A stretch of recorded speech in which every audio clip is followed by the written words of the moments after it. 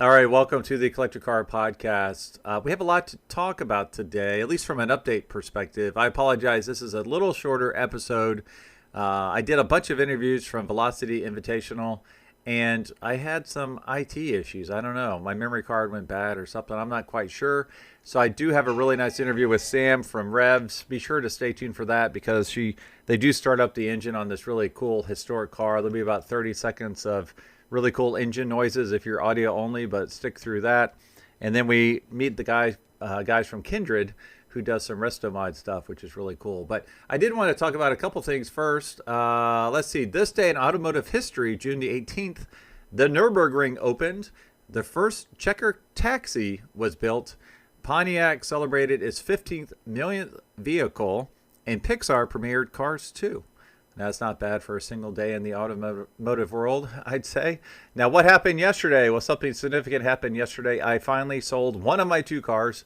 If you're on my newsletter, I did a newsletter that said one of these two must go. So I put my 65K code Mustang convertible up for sale, as well as my 1966 Pontiac GTO that's unrestored, was on Jay Leno's garage, all sorts of cool stuff.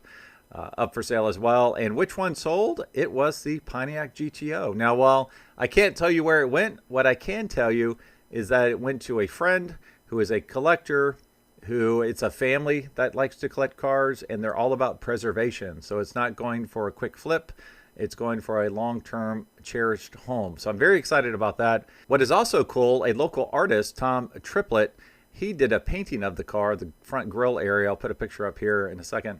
And I've always loved it. And so I wanted to include that as a thank you for buying the car for the new owner. So that is wrapped up and in the trunk of the car.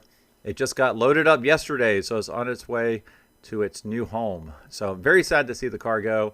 Normally it's all about the experiences. And I am not a, how do you say it, preservation guy. Like, I love preservation cars, but I'm not sure I'm the guy that should have one in his collection for a long time because I like to drive my cars.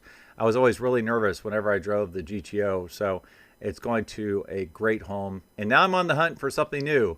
I have a couple things I hope to make offers on, some friends' cars, but nothing's landed yet. So if you have something special that you would like to send my way for a private sale, and it's something I could cover on the podcast if you like, just shoot me a note, greg@thecollectorcarpodcast.com. What am I looking for?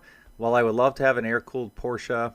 I'd love to have an M3, maybe an E36, E46 generation. I'd love to have an Acura NSX. I'm kind of all over the place. So I'd love to have a C2 Corvette. There's all sorts of stuff. But anyways, any Porsche, really. I really want a 2012 Carrera S. So if you have something fun, let me know. And let's take a listen to my sponsors. Please support them. And then we'll get on to Velocity Invitational. If you're a collector, you already understand stewardship, preserving what matters, planning ahead, and passing things on the right way. That's exactly how Peristyle Wealth approaches financial planning. As the Ferrari Club of America's official wealth management partner, they help avid collectors who value resilience and attention to detail. And the founder, John Suarez, is active in the community. I've judged one of his cars before, and I see him at events all over the country. To learn more, go to peristylewealth.com. Peristyle Wealth Advisory Services offered through New Edge Advisors, LLC, a registered investment advisor. Every garage is a mirror of the mind that builds it. The garage becomes a quiet dialogue between who you are and what you craft. A garage is where work becomes meditation and solace, where mechanical truth becomes mental clarity. Some people go to offices, some go to mountains, others go to garages. At Metron Garage, we build for people who do all three. Give us a call to get started. If you own a collector car, you already know it deserves more than a standard insurance policy. NCM Insurance specializes in agreed value coverage designed specifically for classic collector and enthusiast vehicles. From weekend drivers to serious collectors, they understand how these cars are used, stored, and protected. To learn more about protecting your collector car the right way, visit ncminsurance.com. Coverage built for the cars you care about. Every car in your garage tells a story, where it's been, how it's been maintained, and what makes it truly yours. Carport gives you a simple digital garage to document, organize, and manage your vehicles all in one place. Track service history, store important records, and keep your collection dialed in with confidence. From your daily driver to your dream car, Carport keeps everything in order so you're always ready for the road. And best of all, it's free to use and is 100% private. To learn more, go to carport.app. All right, Sam, we are at Velocity Invitational, and you are with Revs, so why don't you tell us who you are and why you're here? Yeah, hi everyone. My name is Samantha Slater. I'm with Revs Institute. We are here displaying our 1919 Valo. This was one of 4 cars that were built for the Indy 500 in 1919. This specific vehicle placed first on pole position at Indy, and then it finished 10th. It was the first car to reach over 100 miles per hour on the track. So wow. We're really excited to show it, and Velocity Invitational is a great event for us to be able to share these stories with other people who value historic racing just as much as we do. So, and that's what Revs is all about, right? We are all about sharing our stories and keeping the cars active, alive, in motion, and available for future generations to enjoy and see in person and hear and all the fun, good stuff. So, well, you also have a couple cars on the track this weekend, right? We do. We have a 1958 356 Speedster that's running in Group 1, and then we also have a 1968 9082 Flunder, and that's in Group 3. So those cars will be on track later today.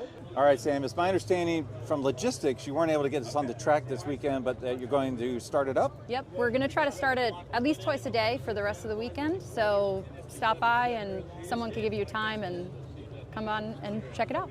Now, where will you be next where they might be able to check this out? Yeah, so we will be, our next event will be at Monterey Historics, so for Car Week.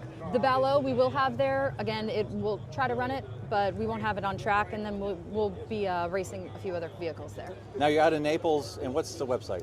We are down in Naples, Florida. Our website is revsinstitute.org. Thank you so much, Sam. Thank you.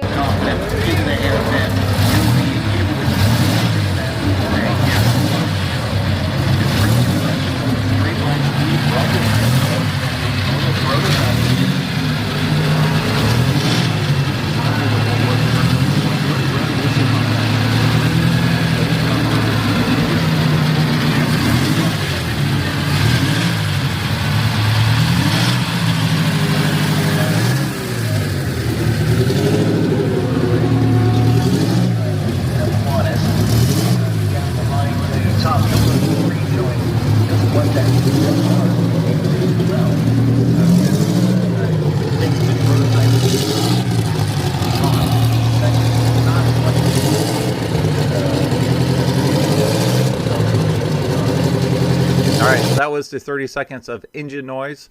If you're like me, you love hearing that exhaust note, especially on pre-war cars such as that.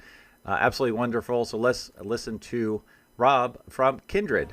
Hey, Rob, I appreciate you being on the podcast. You are the founder of Kindred, and we have some really cool vehicles here, including a VW bus full of kids having a great time. So tell us about Kindred a little bit. Oh, Kindred, we restore vintage cars, and along the way, we modernize them. So a lot of these cars are in the driveway or in the garage. For Kindred, we really want to modernize them so you get them out of the garage, out onto the road. So everything we do is really set up to get these things set up so you don't hesitate to drive them. Right, Improve reliability. And then we also have dealers across the country who offer service.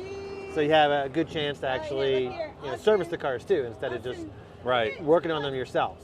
Right. So give me an example, because obviously this is a really cool VW bus here. I see like nice interior. Does it also, you do like power plant upgrades at times? So for the VW bus, the original bus had 46 horsepower. Yeah.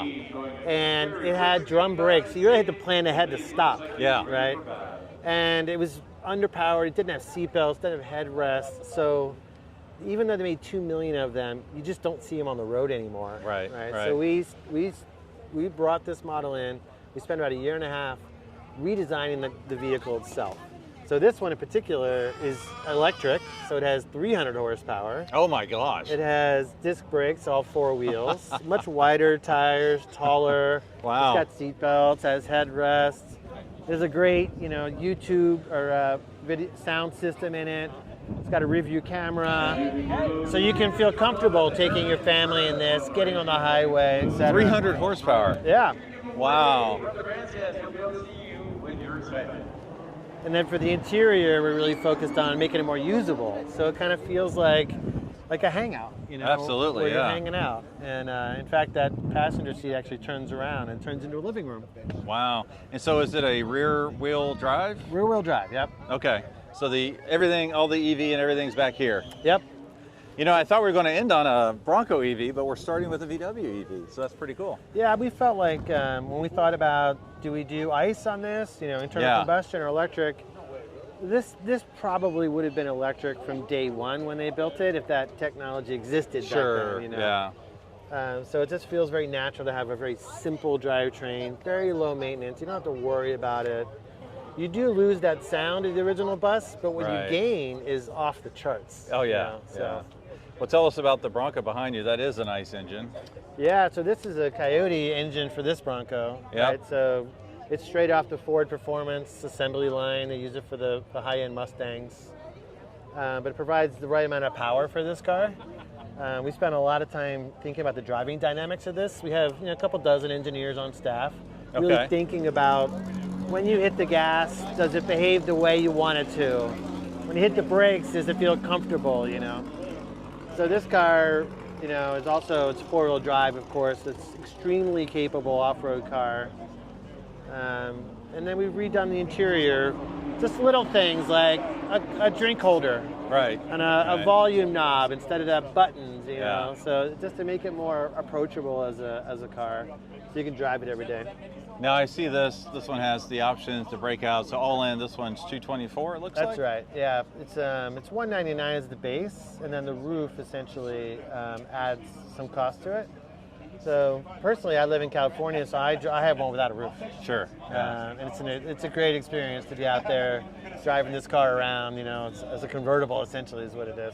Yep. Now is yours ICE or electric? I'm lucky. I get to drive them both. But mine, I have the first car we ever built, which was an ICE Bronco. Okay. Yeah. Well, let's go look at the EV one here. Yeah. So what percent of demand have you seen for electric versus ICE? Right now, it's about 1/3 electric. Oh, that much? Okay. But what happens is when people drive them back to back, the realization is that the electric actually drives much more like a modern car. Right. So it has independent suspension on all 4 wheels instead of that solid axle in front. So you really don't have a truck feel to this. It's much more modern. Right. And the steering is more contained and centered, which is helpful. Oh, yeah. Okay. It's an all-wheel drive car also. Yep. So it's a little more, if you're looking for the modern driving experience, it's electric. If you're looking for a little more rowdy, then you're thinking gas, right? So, so still based on a Bronco chassis? Yeah, these are all original Broncos. We have a boneyard back at the factory, which is about 5 miles this way. Okay. With old Broncos, and depending what the customers are looking for, we build gas or electric. We build them up the exact same way every single time, so they're very standardized, and that improves the quality by a lot, right? And so battery pack? There's 3 battery packs in this. Okay. There's one in the hood here, and there's one down the frame rail, and there's one replaces the gas tank. So all-wheel drive, is it single engine? 2 motors. Or a motor? Yeah, two motors. One up front and one in back. Okay. Yep. Which gives it a very, very comfortable stance and great stability. So this car is I love the colors, that mustard. It's one of the original colors. We offer 8 colors. 4 of them are kind of original, and 4 are more modern colors. This thing smells new. I love it. Oh yeah, we do all that in-house. we buy rolls of leather in-house. Oh, it smells good. And I love your charging pad there. Yep. With the cup holders. We really felt like it's we nice. want some of these modern conveniences. Charging your phone. Oh, yeah. And having that pad so you can see it for directions, and drink holders. And right. we put a lot of thought into that so that it can be your daily driver. What other what other cars do you work on, or SUVs? We do, so the way we work is we do a new model every year Okay. and put it in production. It'll always be in production. So Oh, the okay. Kindred lineup expands essentially by one model every year. So we just announced our next model, which is the 911. Ooh, okay. So we're doing a 911. The first one will be an electric 911. First deliveries will be in January of next Okay. year. So the whole company is obsessed with the design process. Yeah. Choosing the fabrics, choosing the interior, usability of it, Right. things like that. So what are the other models currently? VW Bus, Bronco. VW Bus, Bronco Gas, Bronco Electric. Okay. So those three are in production, and then the fourth will be the EV911, and we haven't announced the fifth one yet. Always a fun day when we announce the next model. I almost want to guess, but Go ahead and guess. I can't tell you the answer, but everybody's got a different opinion. well, there's this movement for someone to do a 928, but you just did the 911, so I don't know that would be it. Shelbys are big right now, 67s. A lot of people are doing those. I don't know about that. International Harvester could be an option. I don't know. You might be doing something crazy like a Volvo wagon. I don't know. So There's a long list. Yeah. We have 80 models in mind. Oh, wow. So it'll take quite a while for us to get through all of that, but these old cars, there's 30 million of them in the US. Yeah. But they're just, and they're immortal, Yeah. but they're not on the road, Yeah. right? So Yeah. we think the way to do that is to do what Kindred has done, spend the engineering effort up front, standardize the restoration so that it can be a really dependable car, build out a service network through the dealers so you can actually get it serviced, and it opens up vintage car ownership to a whole another group of people. Yeah, it does for sure. Now, two remaining questions. What's the best way for folks to find you? Well, KindredMotorworks.com is the best way to do it. We love having people come visit the factory. Yeah, it we looks actually invite gorgeous. our customers actually come and work on their cars wow. for the day. Do you charge them? No. And then we're at various events. We'll be at Aspen Food and Wine. We'll be out in the Hamptons this summer.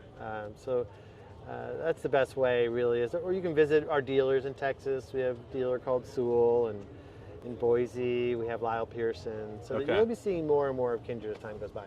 All right, my last question. Where does the name come from? Well, I could struggled guess. finding a name for this. Yeah.